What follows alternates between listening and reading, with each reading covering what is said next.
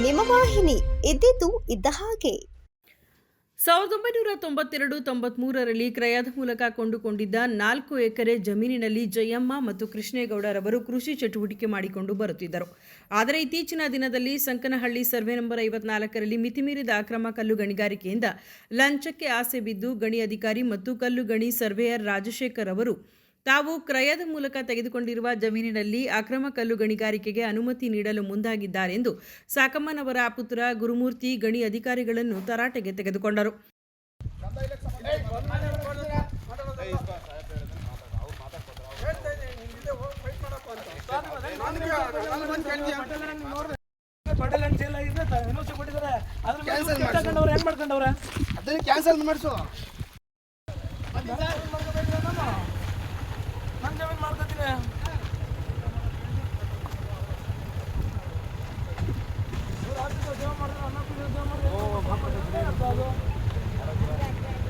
Office ಕೆಲಸ ಮಾಡಬೇಕು.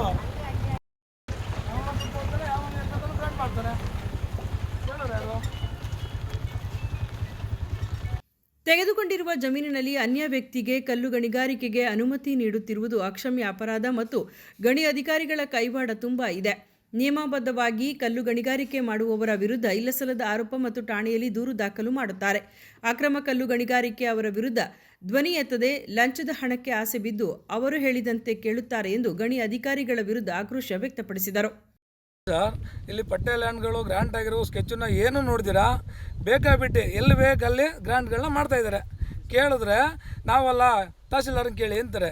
ತಹಸೀಲ್ದಾರರು ನಮ್ಮ ಸಂಬಂಧ ಬರಲ್ಲ, ಮೇನ್ಸವ್ರು ಎಲ್ಲಿಗೆ ಎನ್.ಒ.ಸಿ ಕೊಡೋಕೆ ಕೇಳಕ್ಕೆ ಹೇಳ್ತಾರೆ, ಅಲ್ಲಿಗೆ ನಾವು ಕೊಡ್ತೀವಿ ಅಂತ ಹೇಳ್ತಾರೆ. ಈ ಥರ ದುಡ್ಡು ಇಸ್ಕೊಂಡು ಏನು ಬೇಕಾದರೂ ಮಾಡಲಿಕ್ಕೆ ಇಲ್ಲಿ ಬಂದಿರೋದು ಇದ್ದಾರೆ.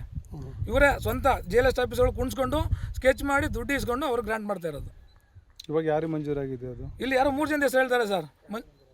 ಇಲ್ಲಿ ಯಾರೋ 3 ಜನ ಸ್ಕೆಚ್ ಆಗಿದೆ 2 ಎಕರೆ ಅಂತ ಹೇಳ್ತಾರೆ. ಯಾರಿಗೆ ಅಂತ ಹೇಳ್ತಾ ಇಲ್ಲ. ಗುರುಮೂರ್ತಿ ಅಂತೇಳಿ ಬಂಕಾಪುರ ಗ್ರಾಮ, ಇದು ಸಂಕನಹಳ್ಳಿ ಸರ್ವೆ ನಂಬರ್ 54. 4 ಎಕರೆ ನಮ್ಮ ತಾಯಿಯರ ಹೆಸರಿಗೆ ಮಂಜೂರಾಗಿ ಕ್ರಯ ಆಗಿದೆ. 4 ಎಕರೆ RTC ಜಮೀನು ನೋಡ್ತಾ ಇದೆ. ಇಲ್ಲಿ ಅಕ್ಕಪಕ್ಕೆಲ್ಲ ತೋಟ ಮಾಡಿದ್ದೀವಿ. 2 ಎಕರೆ 2014ರಲ್ಲಿ ಅಪ್ಲಿಕೇಶನ್ ಹಾಕಿದ್ವಿ. ಇದಕ್ಕೆ ಮೈನ್ಸ್ ಆಫೀಸ್ಗೆ ಗಣಿಗಾರಿಕೆಗೆ 2 ಎಕರೆ ಅಪ್ಲಿಕೇಶನ್ ಹಾಕಿದ್ವಿ. ಅದಾದ ನಂತರ ಅವರು ಸಂಬಂಧಪಟ್ಟ ಇಲಾಖೆಗೆ ಎನ್.ಒ.ಸಿಗೆ ಲೆಟ್ರ್ ಬರೆದಿದ್ರು. ತಹಸೀಲ್ದಾರಿಂದ ಎನ್.ಒ.ಸಿ ಕೊಡಿಸಿದ್ವಿ, ಫಾರೆಸ್ಟ್ ಆಫೀಸಿಂದ ಎನ್.ಒ.ಸಿ ಕೊಡಿಸಿದ್ವಿ. ಅದಾದ ನಂತರ ನಮಗೆ ಸ್ವಲ್ಪ ಆರೋಗ್ಯ ಸಮಸ್ಯೆ ಇದರಿಂದ ನಮ್ಮ ತಾಯಿಯವರಿಗೆ ಅದನ್ನು ಮುಂದುವರ್ಸೋಕ್ಕಾಗಿರಲಿಲ್ಲ. ಈಗ ನಮಗೆ ಬಂದಿರೋ ಮಾಹಿತಿ ಏನು ಅಂದರೆ, ನಮಗೆ 2 ಎಕರೆ ಗ್ರಾಂಟು ಕೊಟ್ಟಿರುವಂಥ ಜಾಗದ ಮೇಲೆ 3F ಅಲ್ಲಿ ಅಪ್ಲಿಕೇಶನ್ ಹಾಕಿರುವ ಭವ್ಯ ಜನಾಂಗದವ್ರಿಗೆ ಅಂತೇಳಿ ಅಪ್ಲಿಕೇಶನ್ ಹಾಕೊಂಡು ಆ ಜನಾಂಗದವ್ರಿಗೆ ಮೀಸಲಾಗಿದೆ ಅಂತ ಹೇಳಿ ಇಲ್ಲಿ ಬಂದು ಗಲಾಟೆ ಮಾಡ್ತಾಯಿದ್ದಾರೆ. ಇಲ್ಲ ಸರ್, ಕ್ರಯ ಮಾಡಿದ್ದು 4 ಎಕರೆ ಕ್ರಯ ಮಾಡಿರೋ ಜಾಗ ಇದು. ಅದರಲ್ಲಿ 2 ಎಕರೆನ ಗಣಿಗಾರಿಕೆಗೆ ಅಂತೇಳಿ ಅಪ್ಲಿಕೇಶನ್ ಹಾಕಿದ್ವಿ. ಅದು ಗ್ರಾಂಟ್ ಆಗಿದೆ. 2 ಎಕರೆ ಮೈನ್ಸ್ ಆಫೀಸಲ್ಲಿ ಗ್ರಾಂಟ್ ಮಾಡಿ ಸಂಬಂಧಪಟ್ಟ ಇಲಾಖೆಯಿಂದ ಎನ್.ಒ.ಸಿಗಳನ್ನು ತೊಗೊಂಡಿದ್ದಾರೆ. ತಹಸೀಲ್ದಾರಿಂದ ಎನ್.ಒ.ಸಿ ಬಂದಿದೆ, ಫಾರೆಸ್ಟ್ ಅವರಿಂದ ಎನ್.ಒ.ಸಿ ಬಂದಿದೆ. ಹಾಗಾಗಿ ಮುಂದುವರಿಸ್ಬೋದು ಅಂತ ಹೇಳಿ ಆಫೀಸಲ್ಲಿದ್ವು. ಕಾರಣಾಂತರದಿಂದ ನಾವು ಹೋಗೋಕ್ಕಾಗಲಿಲ್ಲ. ನಮಗೇನೋ ಸ್ವಲ್ಪ ಆರೋಗ್ಯ ಸಮಸ್ಯೆ ಇತ್ತು ನಮ್ಮ ತಾಯಿಯರಿಗೆ, ಹಂಗಾಗಿ ಮುಂದುವರೋಕ್ಕಾಗಲಿಲ್ಲ. ಈಗ ಹೋಗಿ ವಿಚಾರಿಸಿದ ನಂತರ ಹೇಳ್ತಾರೆ, ಇದು ನಿಮ್ಮದೆಲ್ಲ ಗ್ರಾಂಟು 3F ಅಪ್ಲಿಕೇಶನ್ ಹಾಕೊಂಡಿದ್ದಾರೆ, 3F ಗ್ರಾಂಟ್ ಆಗ್ತಾಯಿದೆ ಅಂತ ಹೇಳಿ ಮಾಹಿತಿ ಕೊಡ್ತಾರೆ. ಈ ಮೈನ್ಸ್ ವಿಲೇಜಿಯವರು ಈಗ ರಾಜಶೇಖರ್ ಅವ್ರು ಬಂದಿದ್ರಲ್ಲ ಸರ್ವೆ ಅವರು, ಅವ್ರು ಹೇಳೋದು ಇದು 3F ನಿನ್ನ ಪಟ್ಟೆ ಲ್ಯಾಂಡ್ ಅಲ್ಲ, ನಿನ್ನ ಜಮೀನಲ್ಲ, ಇದು 3F ಸಂಬಂಧಪಟ್ಟಿದ್ದು ಅಂತ ಹೇಳ್ತಾರೆ. ಇಲ್ಲಿ ಬೆಳಗ್ಗೆ 3F ಬಂದು ಜಮೀನು ಮೇಲೆ ನಮ್ಮ ಮೇಲೆ ಗಲಾಟೆ ಮಾಡ್ತಾರೆ. ಜಮೀನವ್ರನ್ನ ಕೆಲಸ ಮಾಡೋದಕ್ಕೆ ಬಿಡಲ್ಲ, ನಮ್ಮ ಮನೇಲಿ ಇರೋದಕ್ಕೆ ಬಿಡ್ತಾಯಿಲ್ಲ. ಗ್ರಾಂಟು ನಿಂದಲ್ಲ, ಜಮೀನು ನಿಂದಲ್ಲ ನಮ್ಮ ಮಟ್ಟ ಗಲಾಟೆ ಮಾಡ್ತಾರೆ. ಹಾಗಾಗಿ ದಯವಿಟ್ಟು ನ್ಯಾಯ ಒದಗಿಸ್ಕೊಡಿ ಅಂತ ಕೇಳ್ತೀನಿ ನಿಮ್ಮಲ್ಲಿ.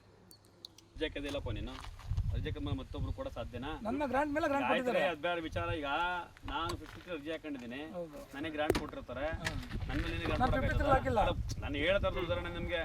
ನಾನು ಜಮೀನು ಅಪ್ಲಿಕೇಶನ್ ಹಾಕಿರ್ತೀನಪ್ಪ, ನನಗೆ ಗ್ರಾಂಟ್ ಕೊಟ್ಟಿರ್ತಾರೆ, ನನ್ನ ಮೇಲೆ ಮತ್ತೆ ನಿನಗೆ ಕೊಟ್ಬಿಡ್ತಾರೆ. ಕೊಟ್ಟಿದ್ದಾರಲ್ಲ, ಆ ಇಲಾಖೆ ಸಂಬಂಧಪಟ್ಟಿದ್ದು ನನ್ನ ಅಪ್ಲಿಕೇಶನ್ GL ಆಗಿದೆ ಅಂತ ಸೇವ್ ಮಾಡಿಲ್ಲ, ಇಲ್ಲ ತಿರಸ್ಕರಿಸಿದ್ರೆ ಅನ್ಸೇವ್ ಮಾಡಿಲ್ಲ. ಹಂಗಾಗಿ ಸುದ್ದಿ 3 ವಾಹಿನಿಯ ಹೆಚ್ಚಿನ ಮಾಹಿತಿಗಾಗಿ ಸಬ್ಸ್ಕ್ರೈಬ್ ಆಗಿ ಹಾಗೂ ಬೆಲ್ ಬಟನ್ ಒತ್ತಿ.